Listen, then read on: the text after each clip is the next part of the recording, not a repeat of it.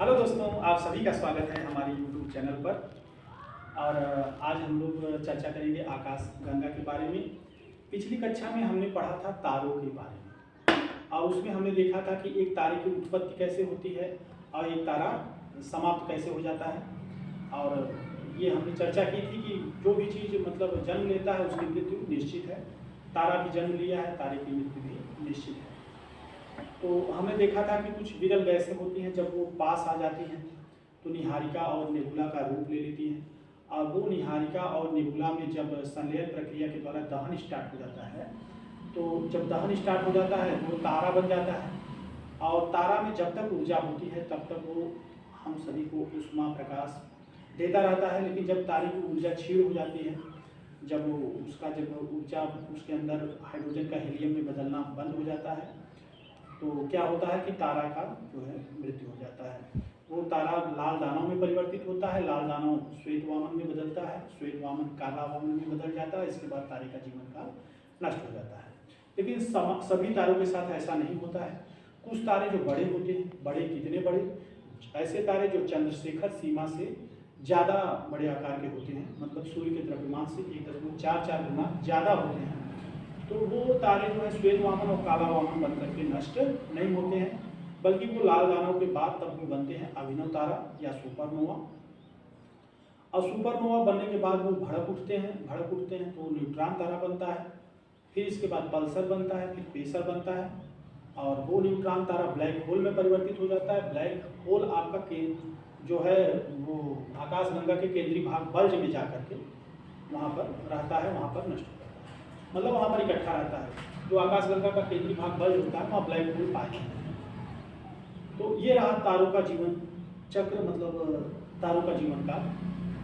तो आज हम लोग चर्चा करेंगे आकाशगंगा के बारे में। आकाशगंगा क्या होता है? आकाशगंगा दोस्तों होता है असंख्य तारों का समूह। असंख्य क्या? अरबों की संख्या में तारे होते हैं। एक आकाशगंगा में अरबों की संख्या में तारे होते हैं। जैसे ये आकाशगंगा है, इसमें जो है अरबों की संख्या में तारे रहते हैं। और पूरे ब्रह्मांड में अरबों की संख्या में आकाशगंगाएं भी हैं। जिस तरह से एक आकाशगंगा में अरबों की संख्या में तारे होते हैं, उसी तरह पूरे ब्रह्मांड में अरबों की संख्या में आकाशगंगाएं भी हैं। जैसे हमने अपने ब्लैक बोर्ड पर बनाया है 1 2 3 4 5 आकाशगंगा हम बना सके हैं ब्लैक बोर्ड पर, सॉरी व्हाइट बोर्ड पर। और लेकिन जो ब्रह्मांड है उसमें अरबों की संख्या में आकाशगंगाएं हैं, और एक आकाशगंगा में अरबों की संख्या में तारे हैं। तो आइए अब हम पहले अपनी आकाशगंगा के बारे में जानते हैं। हमारी आकाशगंगा का नाम क्या है, कैसी है? तो दोस्तों हमारी आकाशगंगा का नाम है मंदाकिनी। हमारी आकाशगंगा का नाम मंदाकिनी है। हमारी गैलेक्सी, जिस गैलेक्सी में पृथ्वी सहित और ग्रह इत्यादि हैं, हमारा तारा सूर्य है, उस आकाशगंगा का नाम है मंदाकिनी। मंदाकिनी को अंग्रेजी में मंदाकिनी को मिल्की वे कहा जाता है। अंग्रेजी में मिल्की वे कहा जाता है। और जो मिल्की वे नाम है उसको हम हिंदी भाषी क्षेत्र के लोगों ने उसको दुग्ध मेखला भी कहने लगे हैं। लेकिन दुग्ध मेखला कोई भूगोल से संबंधित शब्दावली नहीं है, ये गढ़ा हुआ नाम है। अगर परीक्षा में कभी पूछ दिया जाए कि मतलब मिल्की वे को हिंदी में क्या कहते हैं, 4 ऑप्शन दे दिया जाए, उसमें मंदाकिनी भी रहे और आपका दुग्ध मेखला भी रहे, तो आप बिल्कुल भी मतलब दुग्ध मेखला पर आप टिक नहीं करेंगे, आप हमेशा उसका नाम मंदाकिनी ही जानेंगे। जैसे होता है ना, किसी व्यक्ति के 2 नाम होते हैं ना, किसी व्यक्ति के 2 नाम होते हैं। एक होता है आधिकारिक नाम, जैसे उसका जो रजिस्टर में चलता है, उसका जो उसके आधार कार्ड, पैन कार्ड इत्यादि में लिखा रहता है। और एक होता है घर का नाम, जिसको लोग प्यार से दे देते हैं, चाहे जो भी देते हैं। हाँ, तो आप जान लीजिए कि हमारी जो मिल्की वे उसका ये जो नाम है मंदाकिनी, ये एक तरह से रजिस्टर्ड नाम है। और जो दुग्ध मेखला है वो गढ़ा हुआ नाम है। तो इस तरह से हम समझिए। तो हमारी आकाशगंगा का नाम क्या है? मंदाकिनी। जो हमारी आकाशगंगा क्या है, ब्रह्मांड में जितनी भी आकाशगंगाएं हैं वो सर्पिलाकार है। उनका आकार कैसा है? स्पाइरल। SPIRAL, स्पाइरल, मतलब वो सर्पिलाकार है। हमारी आकाशगंगाएं सर्पिलाकार की हैं, और जो हमारी मंदाकिनी है वो स्वयं भी सर्पिलाकार की है स्पाइरल है। और जो हमारी मंदाकिनी है उसकी 3 भुजाएं हैं, उसकी 3 भुजाएं हैं, बाहरी भुजा, मध्य भुजा और आंतरिक भुजा। जब कोई तारा एकदम युवा अवस्था में रहता है, अभी भी जन्म लिया रहता है, तो वो आकाश मंदाकिनी आकाशगंगा के या आकाशगंगा के बाहरी भुजाओं पर होता है, बाहरी भुजा पर वो चक्कर लगा रहता है। हाँ, और जब तारा लाल दानव का रूप ले लेता है तो वो आकाशगंगा के मध्य भुजा पर चला जाता है, वो आकाशगंगा के मध्य भुजा पर चला जाता है। और जब वही तारा ब्लैक होल बन करके नष्ट हो जाता है तो वो आकाशगंगा के केंद्रीय भुजा पर चला जाता है। और हमने पहले भी चर्चा की थी कि आकाशगंगा के केंद्रीय भाग को बल्ज कहते हैं, आकाशगंगा के केंद्रीय भाग को बल्ज कहते हैं। आकाशगंगाएं सर्पिलाकार होती हैं। दोस्तों ये तो हमने मतलब ब्लैक बोर्ड पर बना दिया है समझने के लिए और व्हाइट बोर्ड पर बना दिया है समझने के लिए, लेकिन थोड़ा सा हम आपको मोबाइल से आकाशगंगा का चित्र भी दिखा रहे हैं, आप इसको समझ सकते हैं। हम कैमरे के पास आकर के आपको इसको नजदीक से दिखा दे रहे हैं।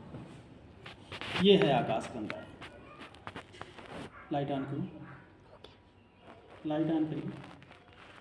ये है आकाशगंगा, ये है आकाश, ठीक है। आप इसमें आपने देखा होगा कुछ तारे नीले रंग से चमक रहे हैं, कुछ तारे सफ़ेद दिखाई दे रहे हैं और कुछ तारे लाल भी दिखते हैं। तो हमने आपको पिछले क्लास में बताया था कि जिन तारों का ताप अति उच्च होता है या 1,00,000 डिग्री सेंटीग्रेड होता है वे तारे नीले रंग के दिखाई देते हैं, और जिन तारों का ताप मध्यम होता है यानी 20,000 डिग्री सेंटीग्रेड होता है वो तारे सफ़ेद रंग के दिखाई देते हैं, और जिन तारों का ताप 6,000 डिग्री सेंटीग्रेड होता है वो तारे आपके लाल रंग के दिखाई देते हैं। अभी हमने जो आपको मोबाइल पर आकाशगंगा दिखाई उसमें आपको नीले नीले रंग के तारे दिखाई दे रहे थे, सफ़ेद रंग का भी दिखाई दे रहा था। तो ऐसा क्यों? ऐसा इसलिए कि क्योंकि तारों का ताप जो है उनके टेम्परेचर पर निर्भर करता है। तो फिर से आइए हम अपने आकाशगंगा के बारे में जानते हैं। हमारी आकाशगंगा का नाम है मंदाकिनी, इसको अंग्रेजी में कहते हैं मिल्की वे। वैसे तो इसके सिर्फ 2 ही नाम हैं, मंदाकिनी और मिल्की वे, लेकिन हम हिंदी भाषी क्षेत्र के लोगों ने इसका एक नाम और गढ़ लिया है, मिल्की वे मतलब दुग्ध मेखला। लेकिन जहाँ पर लिखने की बात आएगी, जहाँ पर परीक्षा इत्यादि में आधिकारिक रूप से बोलने की बात आएगी तो हम लोग सिर्फ मंदाकिनी बोलेंगे, वहाँ पर हम लोग दुग्ध मेखला नहीं बोलेंगे। तो दोस्तों हमारी मंदाकिनी में भी अरबों की संख्या में तारे हैं, और उसी में से एक तारा है आपका सूर्य, उसी में से एक तारा है आपका सूर्य। और हमारा सूर्य इस मंदाकिनी का चक्कर लगा रहा है, इस मंदाकिनी आकाशगंगा का चक्कर लगा रहा है। हमारे सूर्यदेव महाराज जी सूर्य पूजनीय हैं, इसलिए पूजनीय है क्योंकि भाई देखिए मैं तो आस्तिक हूँ और मैं मानता हूँ कि सूर्यदेव इसलिए पूजनीय हूँ क्योंकि हम लोग उन्हीं के कारण चिंता है, सारी ऊर्जाएं सूर्यदेव के कारण ये प्राप्त हो रही हैं। तो हमारे सूर्यदेव जी भी मंदाकिनी का क्या कर रहे हैं? चक्कर लगा रहे हैं। और सूर्य का चक्कर कौन लगा रहा है? ग्रह लगा रहे हैं। और ग्रहों का चक्कर कौन लगा रहा है? उपग्रह लगा रहे हैं। इस तरह से ब्रह्मांड में जितने भी पिंड हैं सब किसी न किसी का चक्कर लगा रहे हैं, वो स्थिर नहीं है, वो लगातार घूम रहे हैं अपने अक्ष पर भी और दूसरे का भी परिक्रमा कर रहे हैं। ये एक प्रकार से संदेश देता है हमको सदा क्रियाशील रहना चाहिए, कर्म में रत रहना चाहिए, हमें रुके रहना नहीं चाहिए। जो जीवन है वो कर्म के ऊपर ही मिला है। तो दोस्तों ये सूर्य हमारी आकाशगंगा मंदाकिनी का चक्कर लगा रहे हैं और सामान्य गति से नहीं लगा रहे हैं, 250 किलोमीटर प्रति सेकंड की दर से सूर्य मंदाकिनी नामक आकाशगंगा का चक्कर लगा रहा है। 250 किलोमीटर प्रति सेकंड साधारण स्पीड नहीं होती है दोस्तों। जैसे हम जौनपुर जिले में हैं, अगर मान लीजिए यहाँ से दिल्ली की दूरी 1000 किलोमीटर है, अब एक्चुअली पूरा मैं एक्यूरेट नहीं बता सकता कि 1000 किलोमीटर ही है, हो सकता है कम ज़्यादा हो, लेकिन मान लीजिए अगर 1000 किलोमीटर है तो जान लीजिएगा अगर हम सूर्य की गति से दिल्ली जाएंगे, मतलब 250 किलोमीटर प्रति सेकंड की दर से जाएंगे तो हम 4 सेकंड में दिल्ली पहुंच जाएंगे। और ट्रेन से जाने पे आप जानते ही कितना देर लगता है, 12 घंटे लग जाते हैं। और सूर्य के गति से जाएंगे मतलब 250 किलोमीटर प्रति सेकंड की दर से जाएंगे तो 4 सेकंड में पहुँच जाएंगे। मतलब 2 बार पलक झपकाइए, अगर सूर्य की गति से जा रहे हैं तो दिल्ली आप पहुँचेंगे। ये अब देखिए दोस्तों, सूर्य तो अकेला तारा है नहीं मंदाकिनी में। सूर्य के अलावा भी मंदाकिनी में अरबों की संख्या में तारे हैं। हमने बताया कि एक गैलेक्सी में अरबों की संख्या में तारे और पूरे ब्रह्मांड में अरबों की संख्या में गैलेक्सी या आकाश गंगाएं हैं। तो कितनी हैं ये तो कल्पना से परे की बात है। तो लेकिन अब जैसे सूर्य सबसे नज़दीक तारा है तो हम लोग सन या सूर्य के बारे में अच्छी तरह से जानते हैं। लेकिन अगर कोई आपसे पूछ दे कि आकाशगंगा में अरबों की संख्या में तारे हैं, लेकिन आप बताइए कि सूर्य से सबसे नज़दीक का तारा कौन से है? तो दोस्तों सूर्य से सबसे नज़दीक का तारा है प्रॉक्सिमा सेंचुरी। प्रॉक्सिमा सेंचुरी सूर्य से सबसे नज़दीक का तारा। अब देखिए सूर्य हमारा 250 किलोमीटर प्रति सेकंड की दर से चक्कर लगा रहा है, फिर भी इसको पूरे मंदाकिनी का चक्कर लगाने में 25 करोड़ साल लग जाते हैं। कितने लग जाते हैं? 25 करोड़ साल। और इसी 25 करोड़ साल को एक ब्रह्मांड वर्ष कहते हैं। मतलब 25 करोड़ साल में सूर्य पूरे मंदाकिनी का एक चक्कर लगा लेता है और इसी को ब्रह्मांड वर्ष कहा जाता है। एक ब्रह्मांड वर्ष बराबर 25 करोड़ साल। हाँ, अगर कोई पूछे अगर सूर्य से प्रॉक्सिमा सेंचुरी जो कि सूर्य के सबसे नज़दीक का तारा है, अगर सूर्य से प्रॉक्सिमा सेंचुरी पर जाना हो तब कितना समय लगेगा?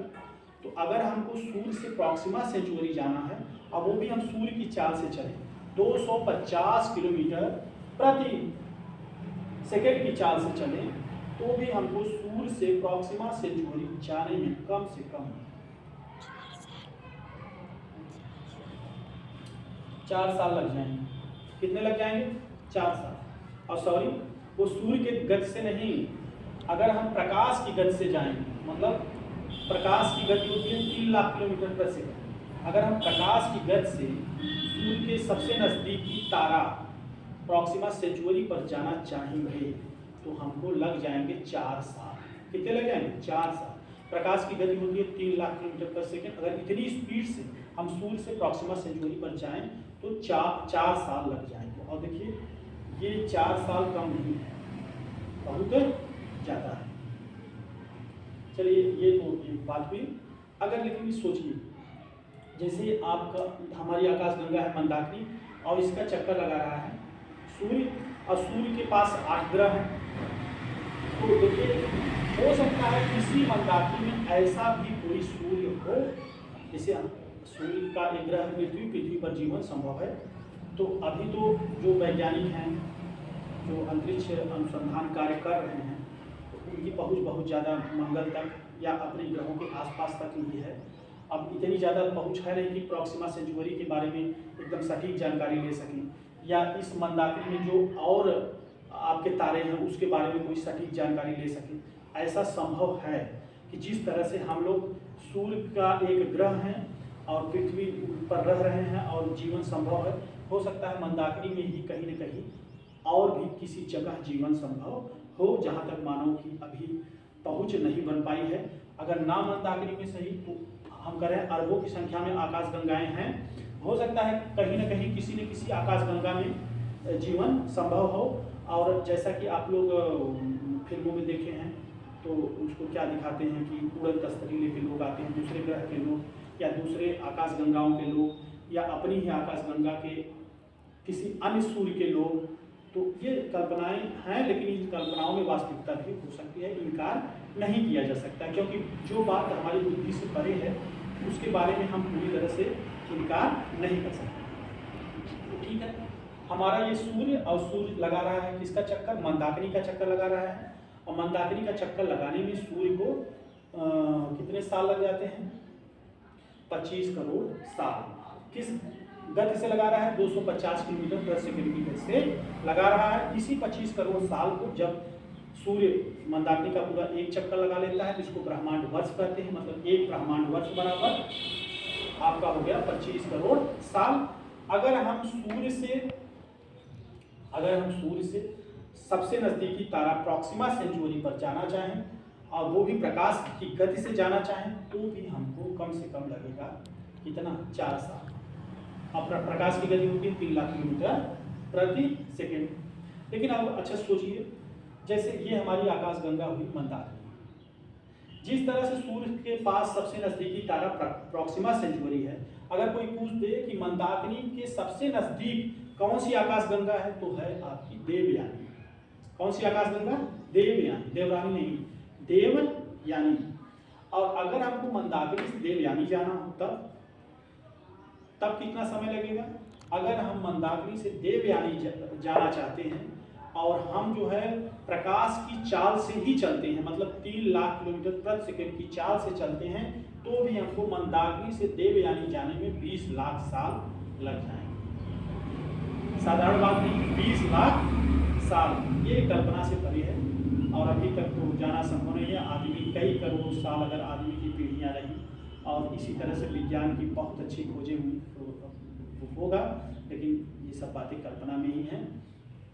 तो हमको मंदाकिनी से अगर देवयानी जाना हो तो हमको 20 लाख साल लगेंगे। और किस गति से जाएंगे? हम लोग प्रकाश की गति से जाएंगे। अब देखिए दोस्तों, ये हमने समझ लिया। एक देखिए, आपका मंदाकिनी के सबसे नज़दीक देवयानी, और फिर अगर पूछा जाए कि देवयानी के सबसे मतलब मंदाकिनी आकाशगंगा से देवयानी को छोड़कर दिया जाए, उसके बाद कौन सी आकाशगंगा नज़दीक पड़ेगी? तो उसका नाम है NGC M33। अब मंदाकिनी देवयानी नाम तो क्लियर है, और जो अन्य सारी आकाशगंगाएं हैं उनका नाम इसी तरह से है, आप याद नहीं कर सकते हैं, लेकिन यहाँ तक पूछता है, इन तीनों के बारे में पूछता है परीक्षा में कि मंदाकिनी के सबसे नज़दीक कौन सी आकाशगंगा है? देवयानी। देवयानी के अलावा कौन सी सबसे आकाशगंगा नज़दीक है? तो ये वो है NGC M33। ये नाम आप इसका याद करें। अब जो 3 आकाशगंगाएं सबसे पास हैं, सबसे पास हैं, आइए उनको भी देख लेते हैं। 3 आकाशगंगाओं के समूह, 3 आकाशगंगाओं के समूह जो सबसे पास हैं, जैसे ये है 3 आकाशगंगा जो सबसे पास हैं, इनको कहा जाता है सुपर क्लस्टर। हमने यहाँ लिख भी दिया है, 3 आकाशगंगाओं को मिला करके सुपर क्लस्टर कहा जाता है। ठीक, ये रहा हमारा आज का क्लास। तो आज हम इतनी ही चर्चा करेंगे, बाकी और हमें पढ़ना है, जो चर्चा करना है दूसरे क्लास में देखेंगे। तो एक बार हम इसको रिविजन कर लेते हैं। तो देखिए दोस्तों, आकाशगंगा को अंग्रेजी में क्या कहते हैं? गैलेक्सी। गैलेक्सी नाम की एक मोबाइल भी है जो कि सैमसंग कंपनी बनाती है, और उसका नाम है गैलेक्सी। आप लोग चलाते हैं या चला रहे होंगे। और आकाशगंगा है क्या? आकाशगंगा असंख्य तारों का समूह होता है, और जो आकाशगंगा होता है वो सर्पिलाकार है। हमारी आकाशगंगा की 3 भुजाएं हैं, बाहरी भुजा, मध्य भुजा और आंतरिक भुजा। और जब तारा नवयुवक होता है तो आकाशगंगा के बाहरी भाग में चक्कर लगाता है। अब जब तारा लाल दानव में परिवर्तित हो जाता है तो आकाशगंगा के वो मध्य भाग में चला जाता है, और जब तारा ब्लैक होल बन जाता है तो आकाशगंगा के केंद्रीय भाग बल्ज में जाकर के इकट्ठा हो जाता है। और जो हमारा सूर्य है वो हमारी आकाशगंगा का चक्कर लगा रहा है। लगभग समस्त अंतरिक्ष के समस्त दिन किसी न किसी का चक्कर लगा रहे हैं। ग्रह, उपग्रह ग्रह का लगा रहा है, ग्रह सूर्य का लगा रहा है, सूर्य आकाशगंगा का लगा रहा है, और ये आकाशगंगाएं भी समस्त ब्रह्मांड का चक्कर लगा रही हैं। मतलब समस्त जो है क्रियाशील है, कोई रुका हुआ नहीं है। दोस्तों, ये रहा हमारा आज का क्लास। कैसा लगा? आपका सुझाव आमंत्रित है। जो कमियां हों आप जरूर बताएं, उसको हम अगली कक्षा में सुधारने का प्रयास करेंगे। जय हिंद।